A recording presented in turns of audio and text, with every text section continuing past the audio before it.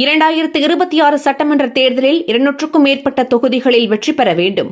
தொண்டர்களுக்கு திமுக தலைவர் மு க ஸ்டாலின் கடிதம். அதிமுகவுடன் இணையும் எண்ணம் இல்லை. அமமுக பொதுச் செயலாளர் டிடிவி தினகரன் திட்டவட்டம். இத்தாலியில் நடைபெறும் G7 மாநாடு. மாநாட்டில் பங்கேற்க இன்று இத்தாலி செல்கிறார் பிரதமர் மோடி. பக்ரீத் பண்டிகை தொடர் விடுமுறை எதிரொலி. 1300 சிறப்பு பேருந்துகள் இயக்கப்படும் என போக்குவரத்து துறை தகவல். யூடியூபர் ஷங்கரை குண்டர் சட்டத்தில் அடைத்ததை எதிர்த்த வழக்கு வரிசைப்படிதான் விசாரணைக்கு எடுத்துக் கொள்ளப்படும். உயர்நீதிமன்றம் அதிரடி. நீட் தேர்வை மத்திய அரசு உடனே ரத்து செய்ய வேண்டும். இந்திய கம்யூனிஸ்ட் கட்சியின் மாநில செயலாளர் முத்தரசன் வலியுறுத்தல்.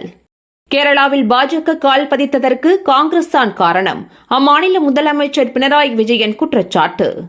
ஈஷா சார்பில் போலுவாம்பட்டியில் கட்டப்பட்ட மின்தகன மேடையை நேரில் ஆய்வு செய்து அறிக்கை அளிக்க வேண்டும். உயர்நீதிமன்றம் உத்தரவு. தனது சட்டமன்ற உறுப்பினர் பதவியை ராஜினாமா செய்தார் சமாஜ்வாதி கட்சித் தலைவர் அகிலேஷ் யாதவ். நாடாளுமன்ற தேர்தலில் எம்பியாக தேர்வு செய்யப்பட்டதை தொடர்ந்து ராஜினாமா. குவைத்தில் பயங்கர தீ விபத்து. தமிழர்கள் உட்பட 41 பேர் உயிரிழப்பு. குவைத் தீ விபத்தில் உயிரிழந்தோர் குடும்பத்தினருக்கு ஆறுதல். வெளியுறவுத்துறை அமைச்சர் ஜெய்சங்கர் இரங்கல்.